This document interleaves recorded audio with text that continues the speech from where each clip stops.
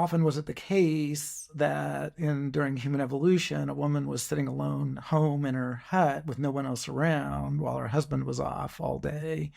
Probably never. A lot of mothers today are in a house by themselves with a crying baby and no one to take the baby and hold it for a while or play with it. So yeah, and I think that's a mismatch that is probably one of the big risk factors for postnatal depression. I'm Adam Hunt, and this is the Evolving Psychiatry podcast, rethinking mental health through an evolutionary lens. Share it with the people who matter, like it if you like it, subscribe if you want to hear more.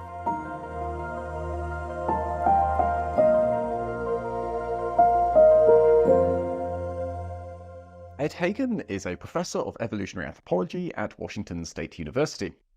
His research focuses on taking an evolutionary approach to mental health, and he's well known for his work on the medicinal benefits of drug use from an evolutionary perspective, as well as his work on depression in various forms, which is the main topic we'll be talking about today.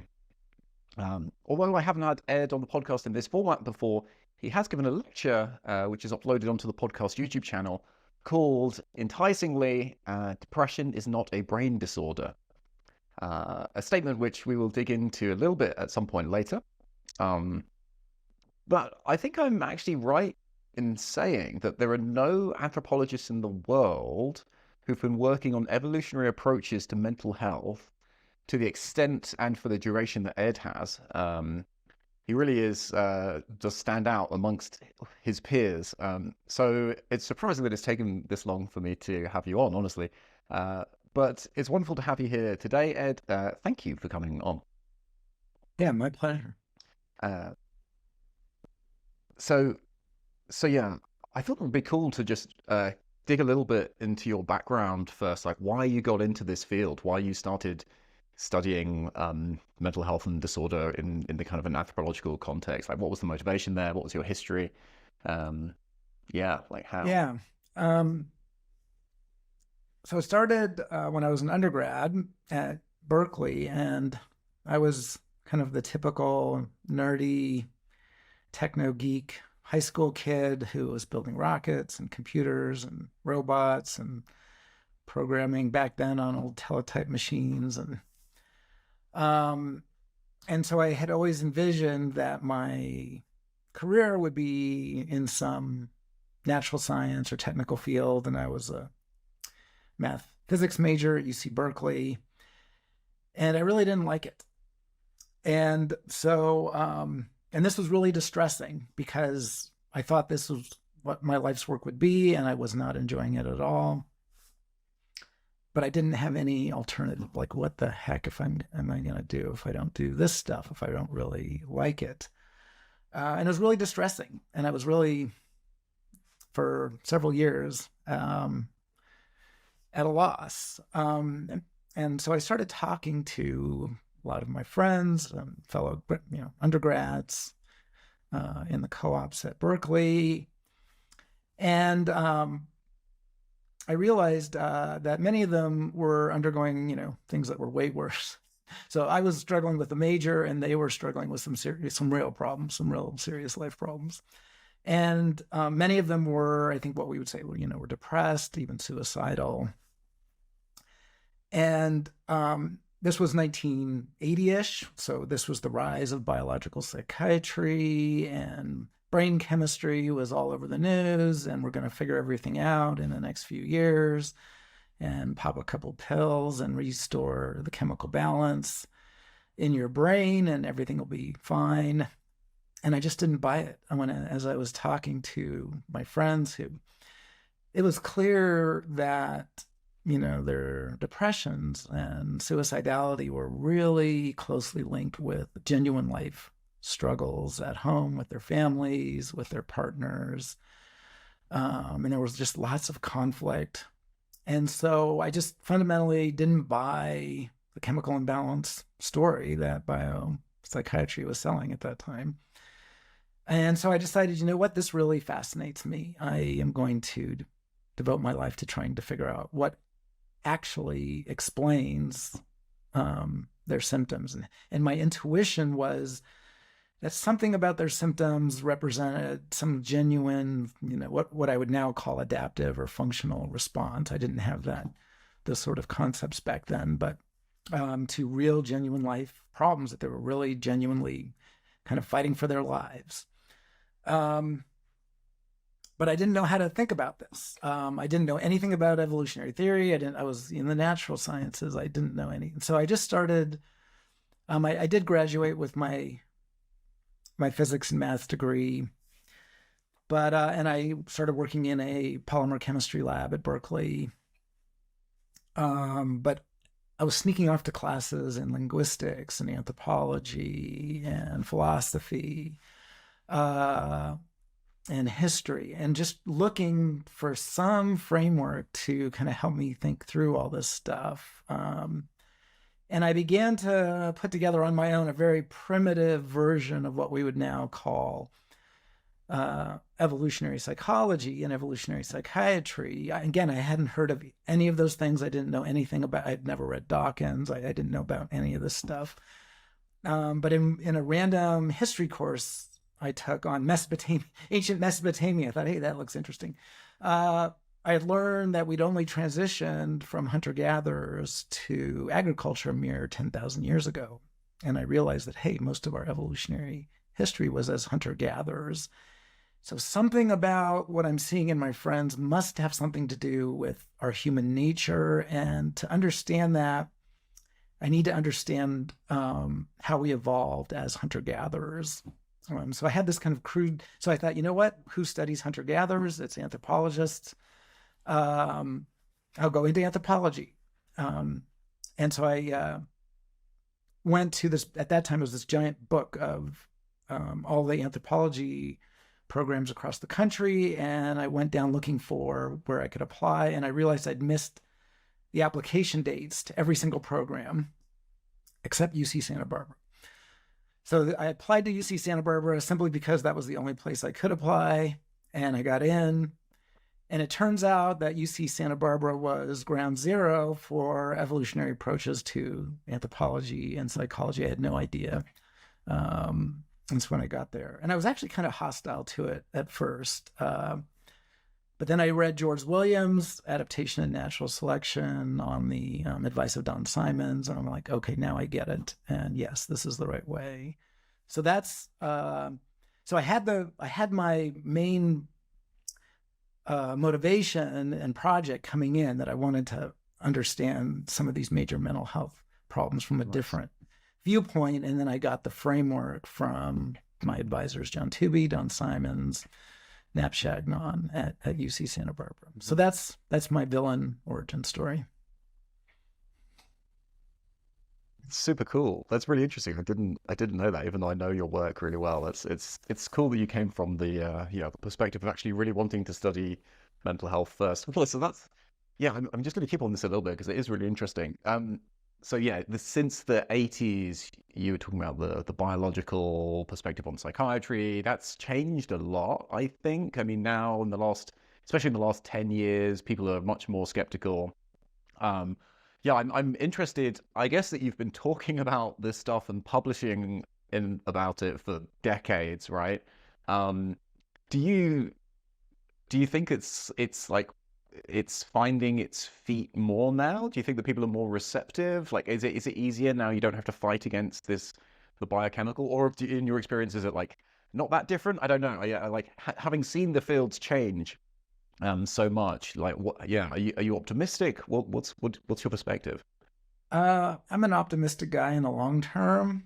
I think what I realized early on in this is that the illness model for depression is so deeply embedded. And I think psychiatry as a discipline, not only were they putting forward a scientific framework, which is fine, we can, argue about that on empirical grounds, but they also kind of laid on a moral layer that it's somehow you're a bad person if you question the illness model for some of these things. And that, I think, has really impeded a more thorough investigation of what's going on. And I kind of realized that early on. And that did cause me to disengage a little bit from psychiatry as a discipline, because I would submit my papers over and over and over to psychiatry journals and just get reviews that were not helpful at all and not really informed, and really had this kind of moral undertone that I was somehow bad for questioning the illness model. That was the refrain, right? Right. Depression is an illness like anything else. It's like, influenza. Yeah. And I said, I no, know. it's really not like I that. know. So it was that part that I think still is creating a lot of viscosity in terms of folks engaging with this. But you're right, it has changed a lot. And then, as you know, there's also a huge resistance to thinking about human behavior in evolutionary terms, again, with this sort of strong moral undertone that you're a bad person if you argue that there is human nature, an evolved human nature that we all have. And again, I think that's crumbling. And I am optimistic that folks will begin to really engage with those ideas on scientific and empirical grounds rather than moral grounds. But it's still there, and we'll still. So there were two sort of barriers here to really breaking through. But you're right. I've gotten lots of citations. I have no real complaints. I've been successful in my career, and people are listening and watching. So it's up to us. It's up to me and folks who think this is the right way to go to actually provide the evidence that we're right, and that is the right way to go. Yes. Yes, and this is maybe jumping ahead a bit, but I think it is an interesting point. This pushback against the evolutionary approach, or like adaptationist thinking. I think that part of the moral stance comes from wanting to retain like the sick role for people with mental disorder, where, and like by that we mean people who do need support, who like are somehow excused from normal life. We understand there's something going on with them that we as a society should help with, and that they're having a real problem. And then the unfortunate aspect of like naive adaptationist thinking is that, oh well, if it's an adaptation, then it's not a true sickness, and we shouldn't like consider people as sick or give them social support. Like they should be able to pull themselves up by their bootstraps or whatever, or like it actually should be fine. Which I think leads on quite nicely to talking about your sort of your core hypothesis, which comes in various forms in depending on the type of depression. But what is called the bargaining model, which is also maybe a bit like a bit of a, I don't know if it's a misnomer. I don't know. Maybe you can comment, because like I think that bargaining does get across this idea that someone has a conscious strategy and they're trying to bargain with you. But you don't actually mean it like that, right? You mean it in a very different way, more of the way that like you have this quite nice analogy with like labor strikes that you and Kristen Syme use, who's been on the podcast before. Anyway, yeah, could you just go a little bit into what you think about depression now and how you kind of frame it?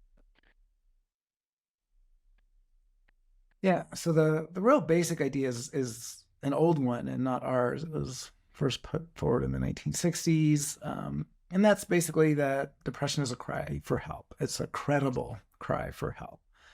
And so, to your point, our argument is precisely not that the folks with depression need help with that. In fact, they do, and that the depression symptoms are, in fact, a cry for that help because it is desperately needed. But what they need is help solving real problems, that they have genuine problems in their lives that are difficult to solve and that they can't solve on their own.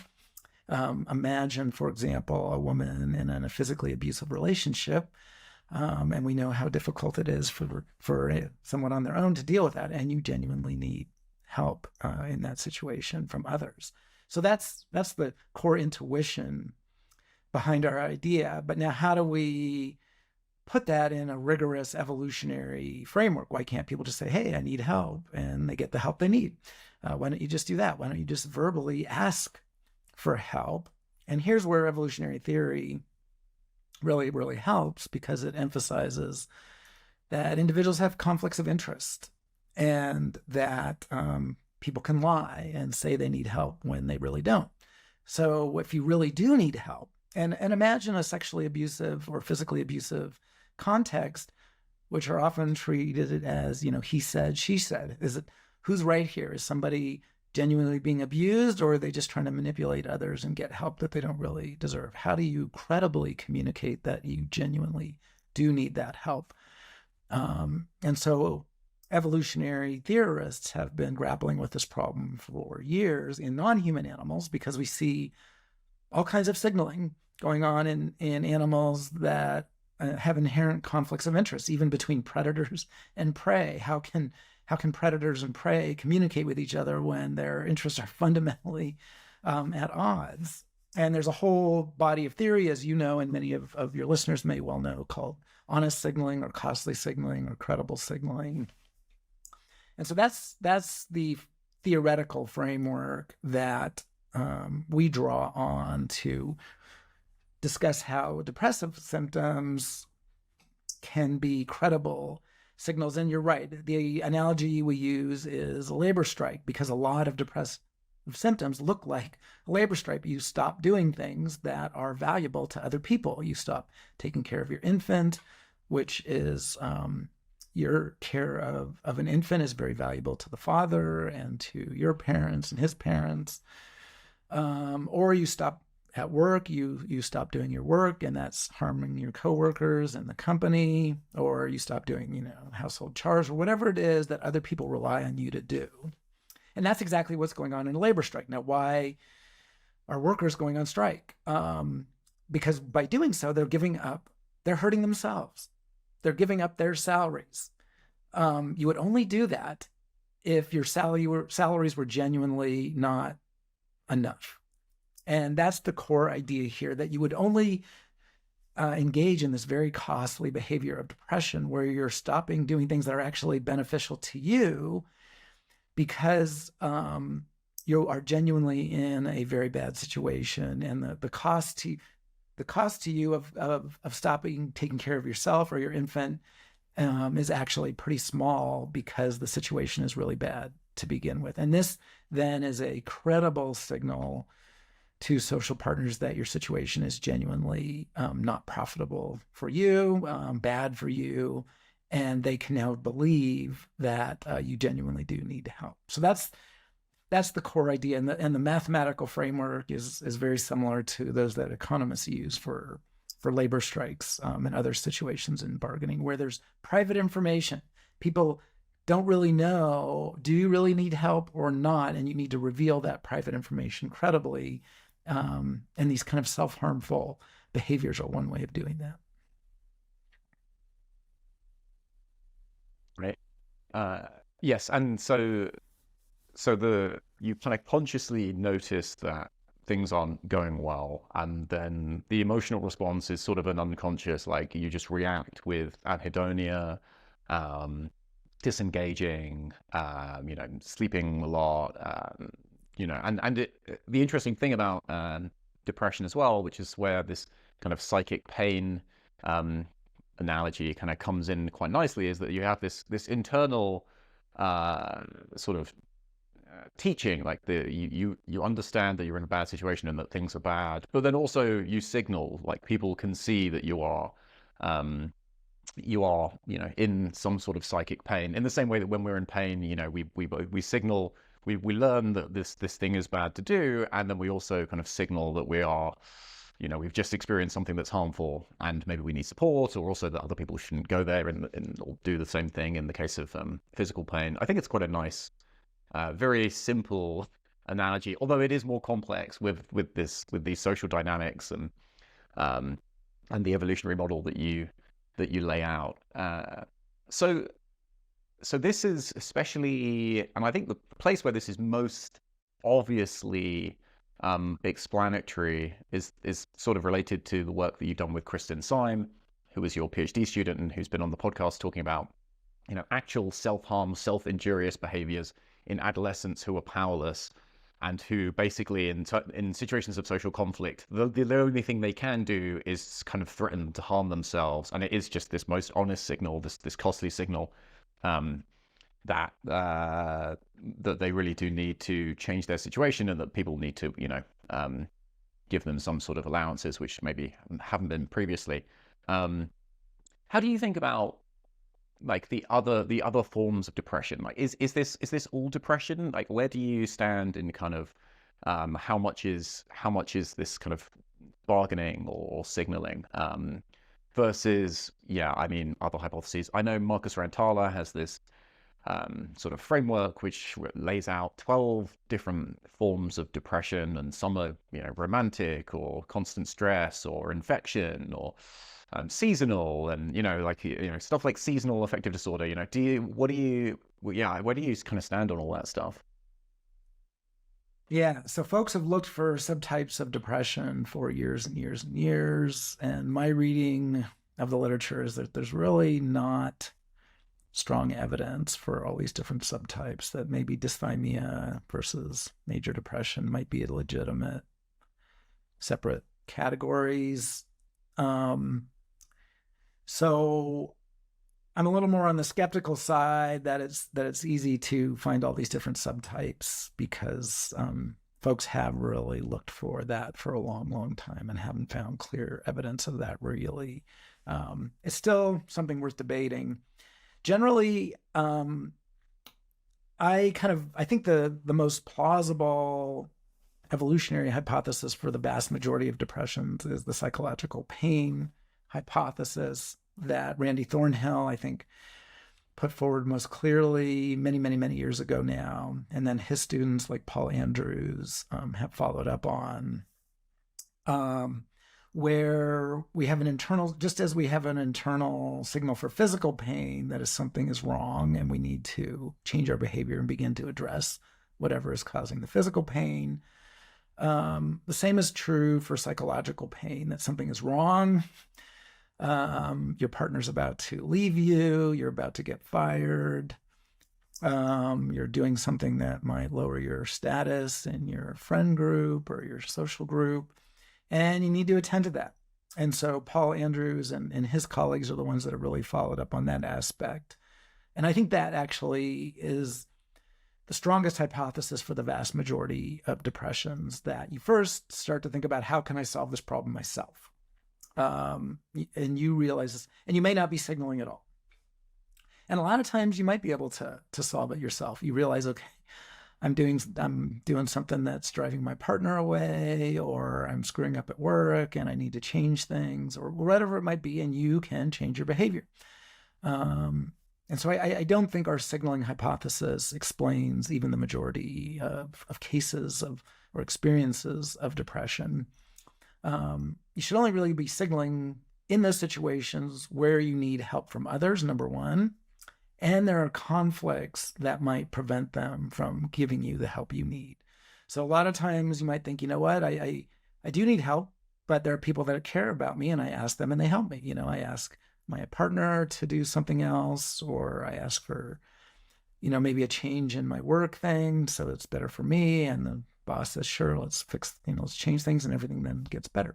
But there are many cases where there's going to be conflicts, where your husband doesn't give you more resources or spend more time with you, or your boss isn't willing to change things. And so, workers, using the labor strike analogy, a lot of times workers can talk to their bosses and get a raise, and then they don't need to go on strike. It's only when there are these intractable conflicts that often involve private information, where you end up having to bargain. So I think in that important minority of cases is where our signaling hypothesis comes in. And there's quite a bit of evidence that depression and anger and conflict are intimately linked, so that these severe cases of depression that do involve the more severe symptoms that we think are signaling really are intimately tied up with conflict with social partners and a lot of anger on both sides.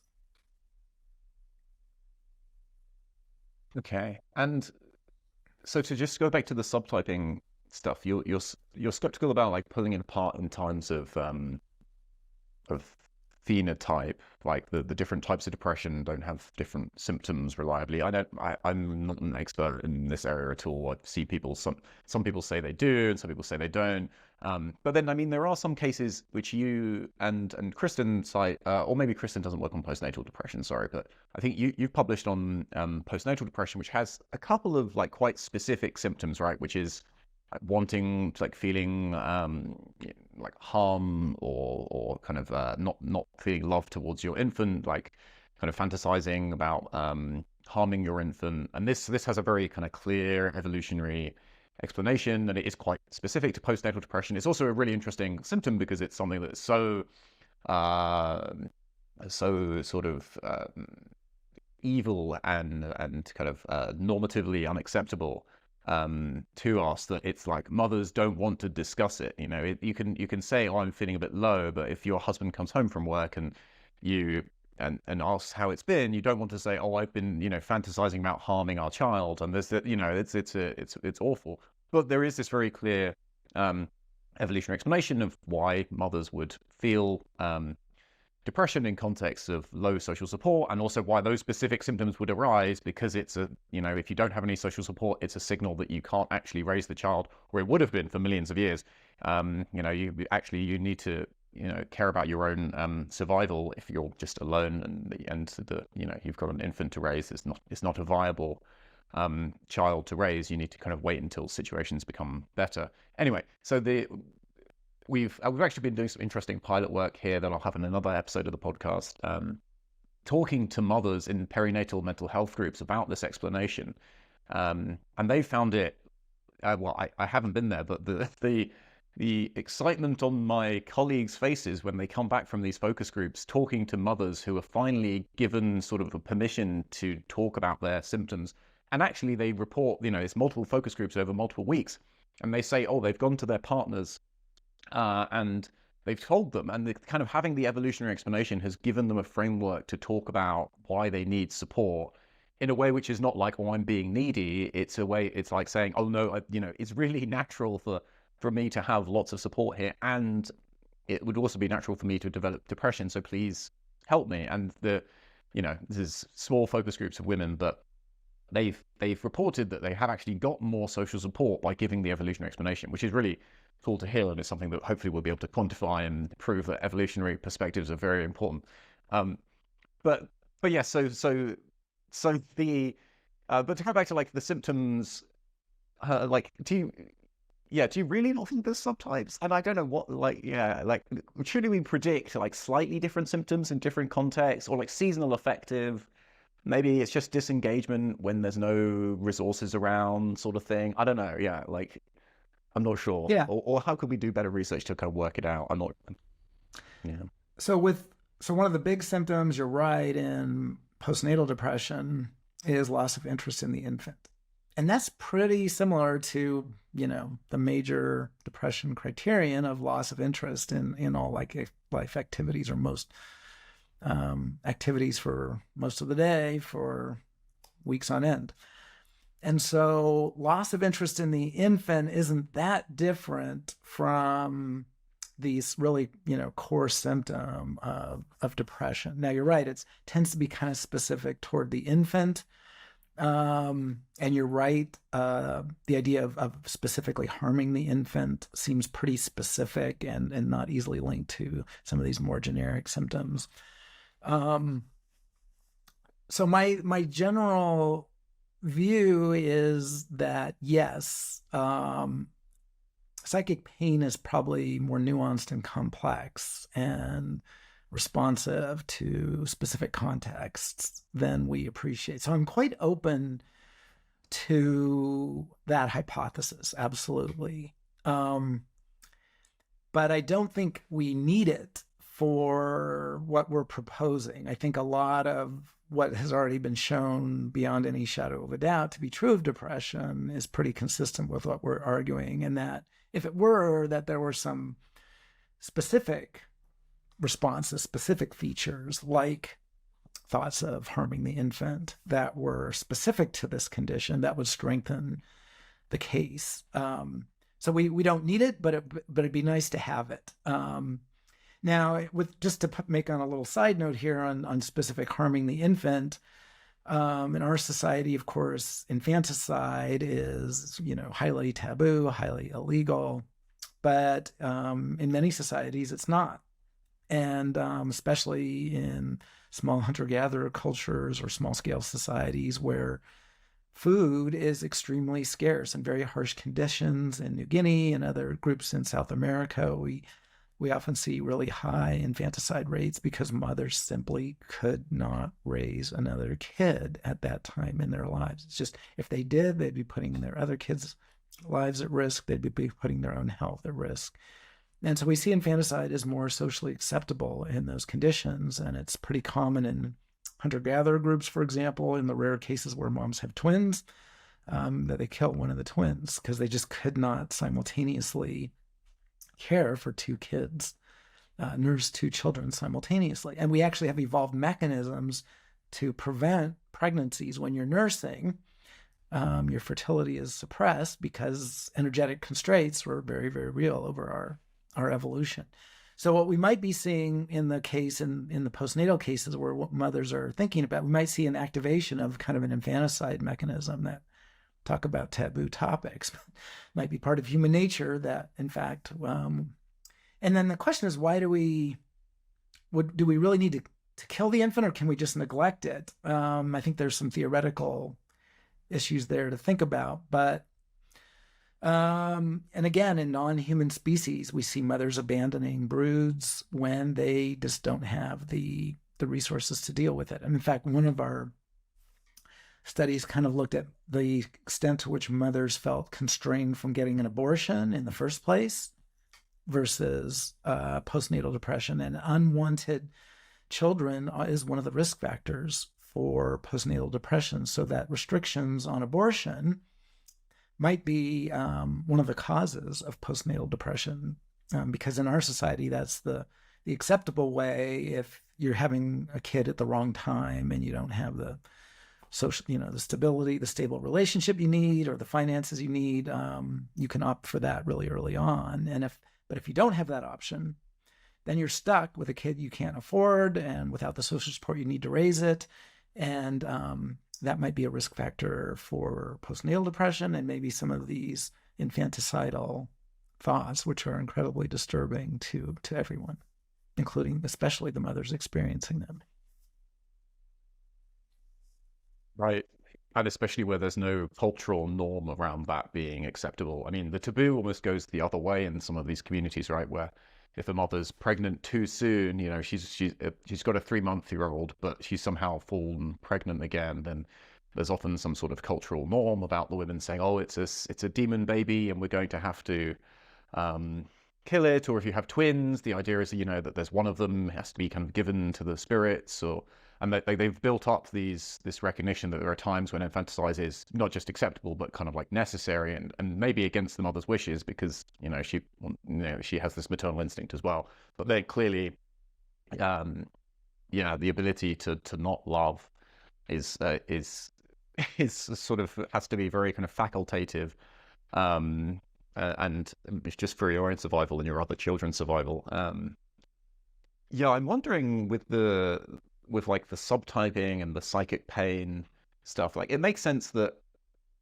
when we feel different types of pain in different situations, like, okay, it kind of follows the same pathways, it has some similarities, but we do manifest it in different ways. If we burn ourselves somewhere or we kind of fall off a bike, like they're kind of quite distinct, and we learn different things and we act in different ways, and like it's so I can see why like this generalized disengagement mechanism could then manifest depending on the context, and people are like adapt around their particular context and work out where the disengaging is most important, or where the kind of the signaling of stress is most important, whether it's self-harm in an area of the body that's like visible, or kind of letting people know that you're disengaging, or not willing to kind of carry on a particular activity in different ways. You have to kind of jump into what is most important, what's going to be most effective there, even if it does kind of fundamentally come down to this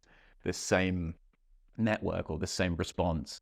How do you think about mismatch here? Like, I'm also thinking of the cases. So many of the psychiatrists that I talk to a lot know that the people who come to them with depression, often they have really bad lives in ways that are like it's obvious that, as you point out, adversity is related to depression in many cases, but there are some cases which like don't seem to have any adversity at all, and they're just living perfectly happy, normal lives on the outside. And I don't know, do you think that's like a weird, yeah, what's going on there? Is that mismatch? Where do you, yeah, think about like, I don't know, the lack of community in modern societies, or what? I'm not sure how you think about these unobvious cases, and then also, Yeah, yeah, how the mismatch into challenging play. cases. Well, there's two challenges here. So to take the tougher one is folks where there seems to be no adversity whatsoever,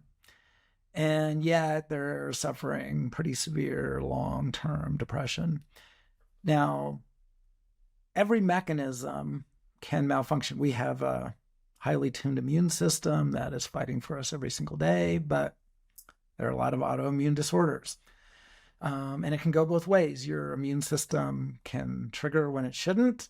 Think about all the allergies that folks are suffering, or it can fail to trigger when it should. And so we should see both of those kinds of things with any mechanism, including depression. So I'm certainly open to the idea that there is a minority of cases where depression is triggering when it shouldn't, just as your immune system can do. And so, and on the flip side, and Randy Nesse has made the same point, there may be cases where it should be triggering, and it isn't. Things are miserable and horrible, and people should be depressed, but they seem to be happy, and everything's fine. So yes, mechanisms can misfire, and we have to remember that psychiatrists, many of them are working in big cities with millions of people, and they're going to see, the most intractable kinds of cases. So it's a real special subpopulation that shows up at the hospital. And in these very large catchment areas, you're going to definitely get some folks where their mechanisms just aren't working properly for whatever reason. Could be genetic mutations or developmental disruptions, or no mechanism, especially when it's a signal detection problem. You're trying to assess what's going on in the environment. And, you can make mistakes in figuring that out. So that's definitely part of it. I think the more kind of the bigger issue is that when we look at measures of adversity versus measures of depression, there's a lot of variation in people's responses to what seem like the same levels of adversity. So the naive version of our theory would say if you're experiencing, level X of adversity, you should experience level Y of depression. And yet that's not what we see, that when we do try and, equalize everybody on levels of adversity, there's still a very wide range of responses of depression symptoms. So what's going on there? You still might be depressed, but you're not very depressed at all. You're just kind of down a little bit, and other folks are, incapacitated. And I think part of it is that what look on the outside to be equivalent levels of adversity actually might not be. So think about divorce. That's a huge risk factor for depression. We have really solid evidence for it. And yet for some folks, so we might think, divorce should cause the same level of a depression to everyone. But for some folks, depression is actually a good thing. They may feel relieved. For others, it might be a disaster. And for others, it might be bad, but not necessarily that bad. So I think part of the explanation there is that it's really, really tough to know just how bad is this situation for this particular person in this particular context, at this life stage, given their sex, given their age, given their health.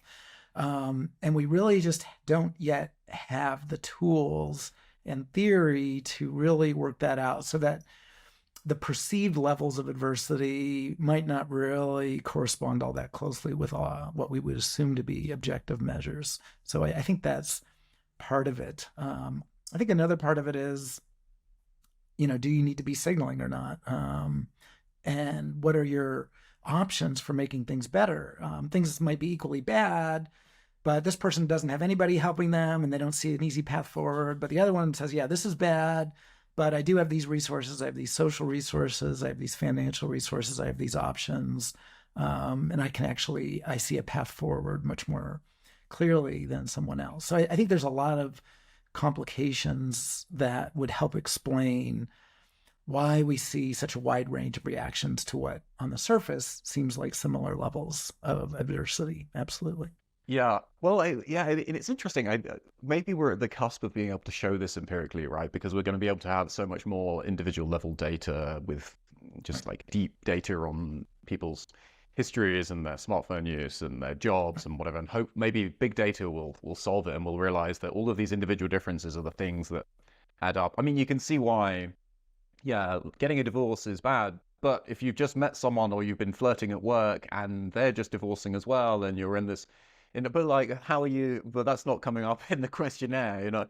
We're not asking these sorts of things. I wonder what sort of data we need. Would just daily diaries or something be able to pick this up? I don't know. I mean, it's an interesting question. It's probably not the place for that kind of discussion. But I'm wondering, yeah. Well, okay, that's an interesting point. Like, would kind of subjective reports, like open-ended subjective diary reports, be quite a good way to pick up the person's perception of how hopeless the situation really is? I do think that's a really major new technology. With the smartphones, you get a little notification to make a little note, and you get one or two or three every day. And the level of data that we'd be able to pick up, the temporal precision, the resolution, the temporal resolution, would just be increased by orders of magnitude. And I do have a lot of hope that that's going to give us some breakthroughs. But you got to ask the right questions. You have to be kind of a cynical evolutionary person to realize that someone that's going down divorce is now, maybe has been, everybody's looking, is there somebody better? What are my options here? And also realizing that there's a lot of age dependence and sex differences, kinds of questions that a lot of social scientists have been hesitant to ask. But if you're a cynical evolutionary thinker, you can begin to ask the kinds of questions that really need to be asked here, that might be somewhat, taboo in the mainstream scientists and the mainstream sciences, but to kind of get at those individual level interests that might not be really socially acceptable.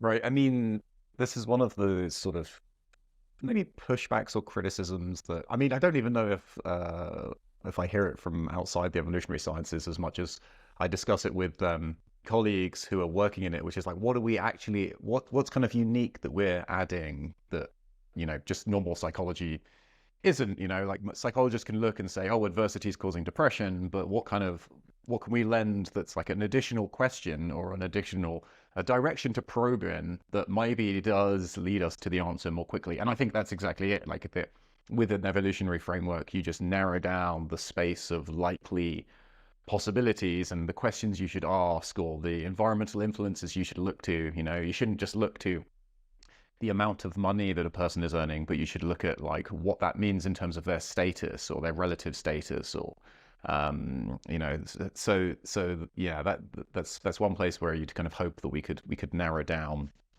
psychology and psychiatry and kind of help people find solutions somewhat more effectively.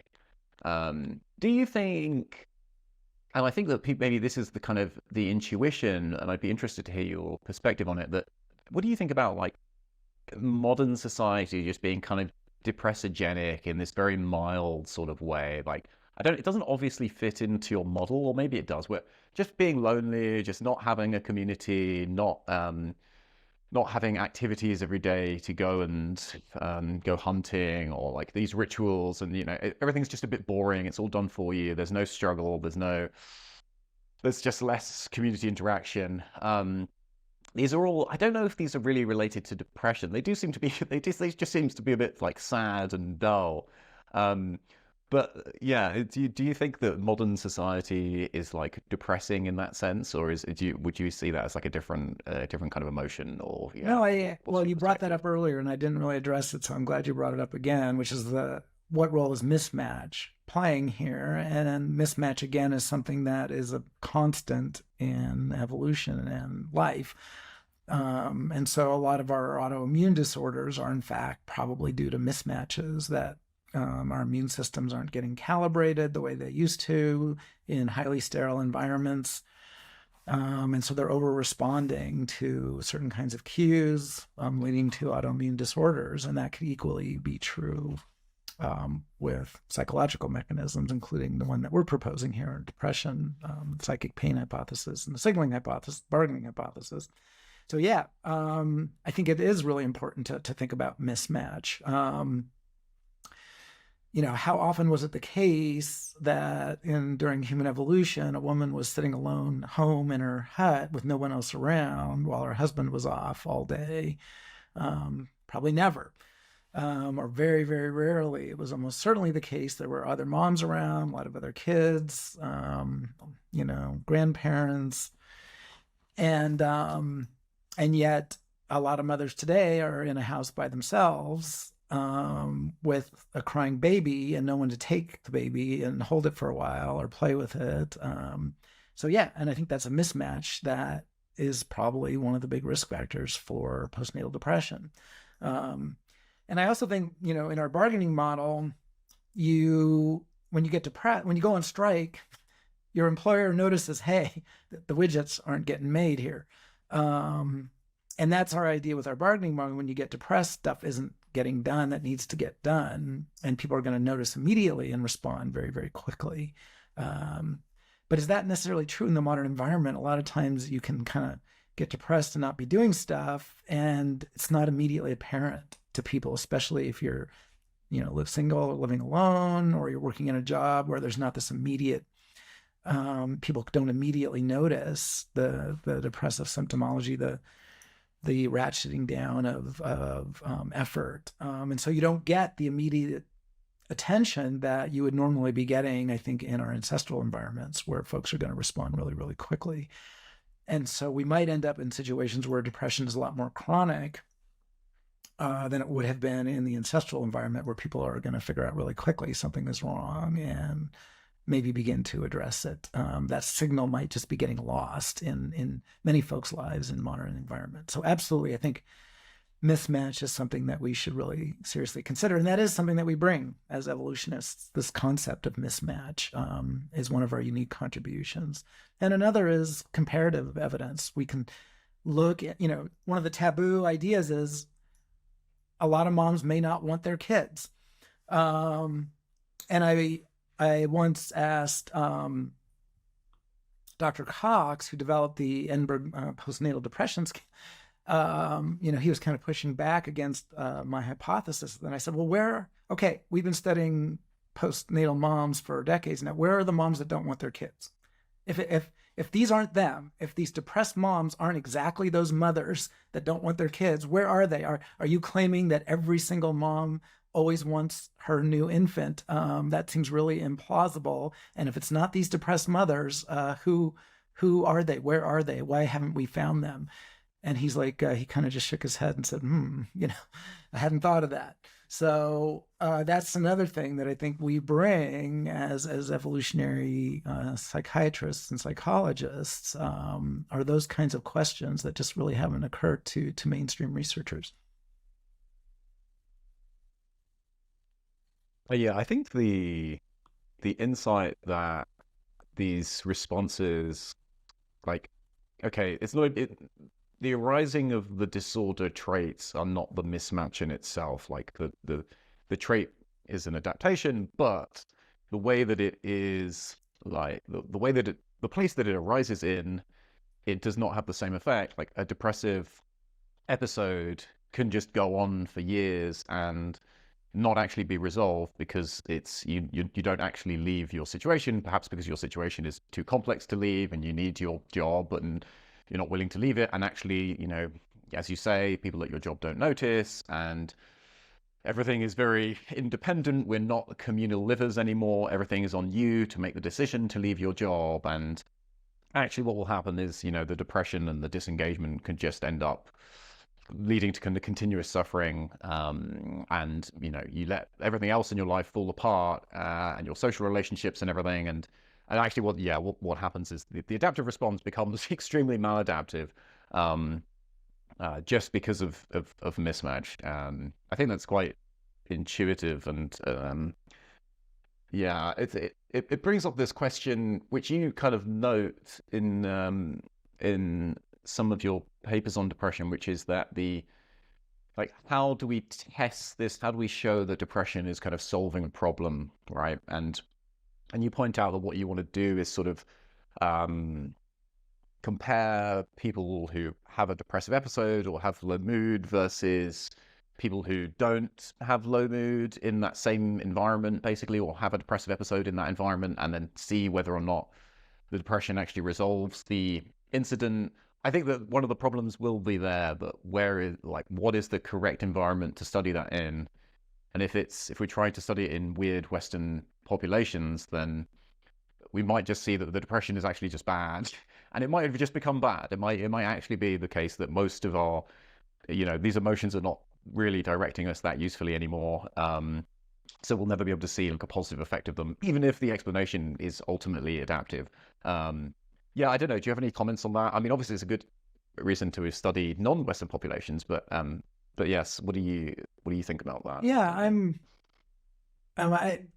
I feel like our weird populations aren't as weird as some people might think. It's not night and day.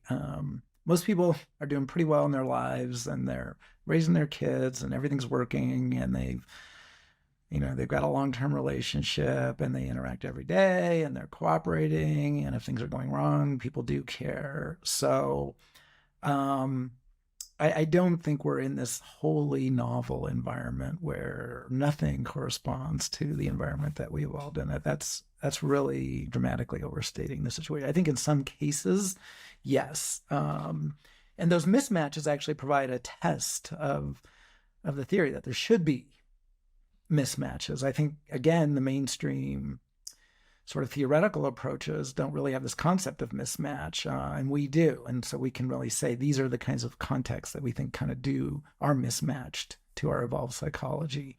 But in so doing, we shouldn't then overstate the case that mismatches are pervasive. I think that's really overstating the case.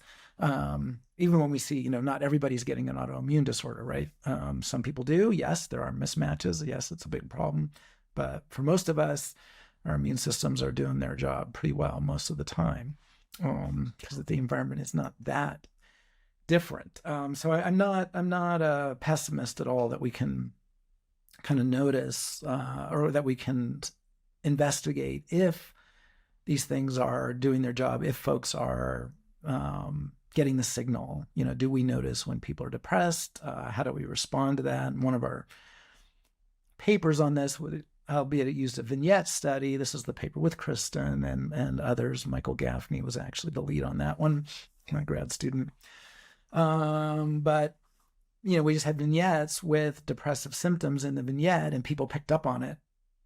These were very kind of modern contexts. But the readers of the vignette picked up on it, and they said, yeah, that person is depressed, compared to vignettes without those symptoms in it. People readily recognize those symptoms as depressive symptoms. They recognize those people, and then they change their beliefs in whether that person was telling the truth about a kind of a he said, she said situation. They went from generally disbelieving the victim to believing her once they picked up on those depressive symptoms in the vignette. So, yeah, I'm not. Even though I think mismatch is important, I don't think it's going to be a huge stumbling block to testing these ideas. I think that this leads us really nicely onto the question of practical applications of these ideas. Like, what does this mean? What is the broad takeaway? Obviously, you can have this sort of public health, social perspective, but then also at the individual level. How do you think about this? For the therapist who is seeing a depressed patient, what does this mean? And then also, at the wider level, what does this mean as a society, as governments and public health officials and families decide how to treat each other and maybe help, or even businesses decide to treat their employees. Yeah. Yeah. So I think How there's do you think about the three application? big ones here. One is that this patient model is the wrong model. That we're kind of viewing that the problem is with the person, there's something wrong with them. And that could be true in some cases, but in many, many cases, that is not the correct model. And so this whole sort of medical model with a patient and their therapist is really the wrong model and often very unhelpful and counterproductive. And let me just give you, let's say in the situation of an impending divorce, someone's getting dumped. And it could be, their fault, quote unquote, but it might not be. It might be that, their partner is a jerk or something else is going on. So really treating it as, something wrong with you, that you're depressed when your partner is divorcing you is really fundamentally the wrong model here. So I think the medical model is misleading. There's a problem in the person's social environment and they need help with that problem. And then that also, the therapist may not have any power to deal with the situation. You might have they don't have any power to convince that person's partner to come back. And yet in the end, and this is again where the mismatch idea might come in the ancestral environment, your social environment, the head man and other folks in your group actually did have a lot of power to either pressure that person not to leave or to find you a new partner. Arranged marriages are ubiquitous across societies. And so your community did have the power to help you solve that problem in a way that we don't have in the modern environment. So I think that's the second big thing here. That depression is because there are real problems in your real social environment, and therapists may not have any authority to really, or power or influence to address those genuine problems that you're experiencing. And yet that's what depression, the signaling aspect is, I need help solving this real world problem. And it's not just on me. I need other people to jump in and help me with that. And the therapist is not somebody that's in a position to do that. And then the third thing is, I think long-term and for public health, an ounce of prevention is worth a pound of cure here. We really need to be thinking about how to prevent, not what do we do after the adversity happens, but how do we prevent the adversity from happening in the first place, or prepare folks to have the resources they need to deal with adversity before it happens.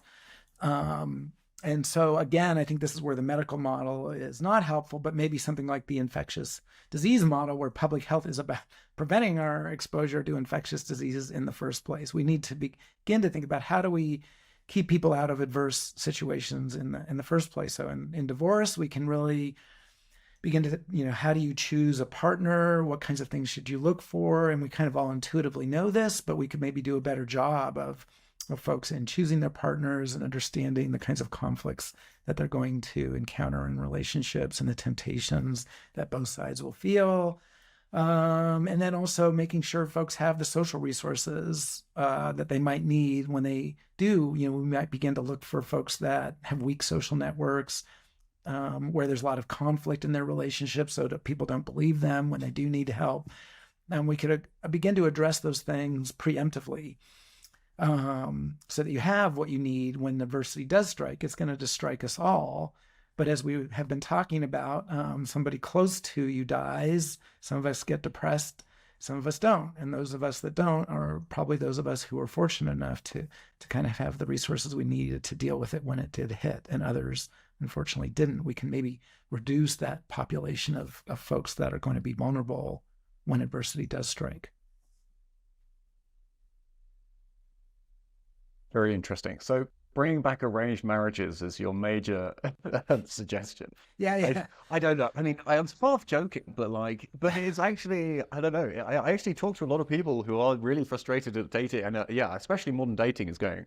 It's very strange, and I wonder if arranged marriages is actually the like one big solution, or Well, more we have culturally. societies I today, don't know. huge, India, arranged marriages are still huge. And many folks there say, yeah, I do trust my parents to really have good input. And what we see in arranged marriages, it's not just a one-way street where the parents go out and this is who you're going to marry and you don't have any choice. It's a two-way street where parents and their kids are talking a lot about it and the parents are helping.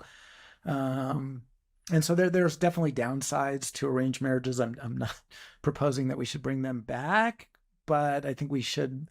It's something that we can think about in terms of the value. And even today, I think I saw research recently that most of us are still finding our partners through friendship, genuine, face-to-face, real-world friendships rather than dating apps.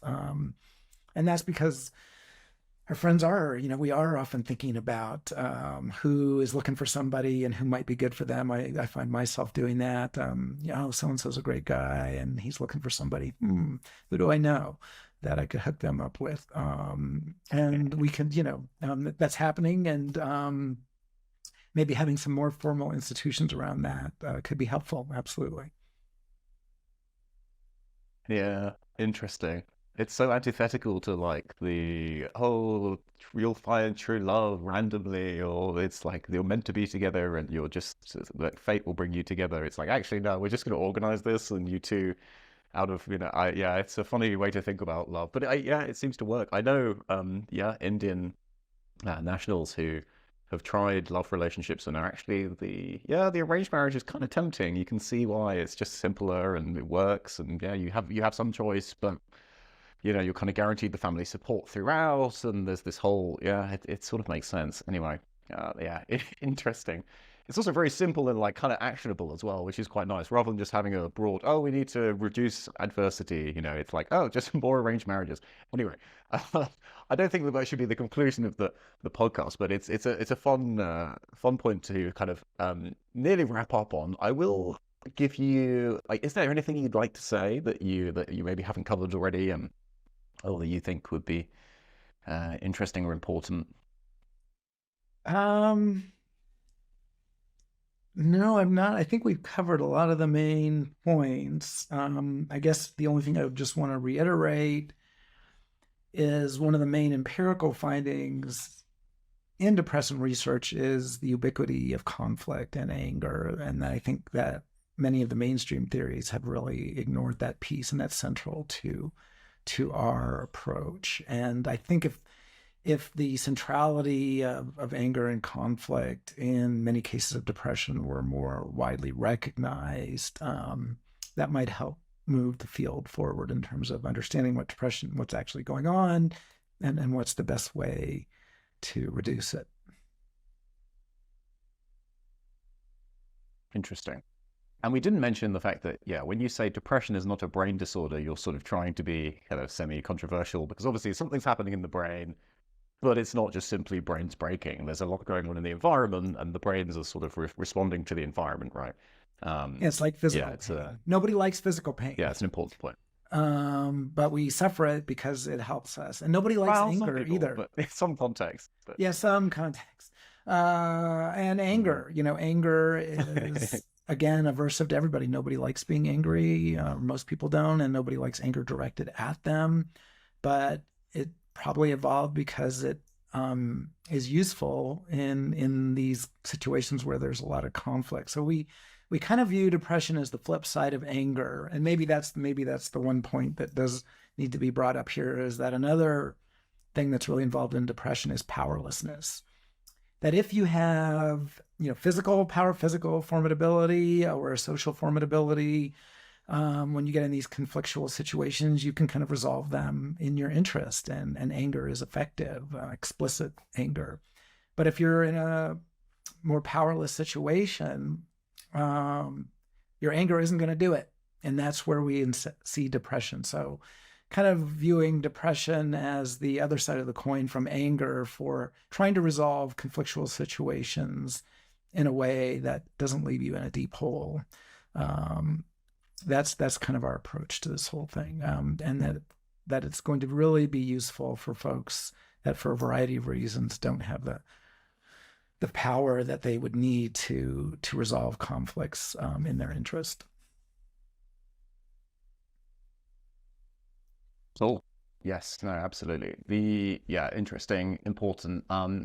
Ed, I'm very thankful that your UC Berkeley experience was depressing in some sense, and that you Yes. decided to dedicate, dedicate, dedicate yourself, like you have done more than anyone else, or definitely than any other anthropologist in the field, and especially developing this work. So I think it's been very successful, and it's been amazing to have you on and to discuss it. I think it's super Thank you. important, and slowly people will realize that the brain chemical stuff is just not, as you intuited 40 years ago, will not hold up. And now hopefully more and more people will realize that the evolutionary approach, based on hundreds of years of sound theory that must explain the mind, come on, Exactly.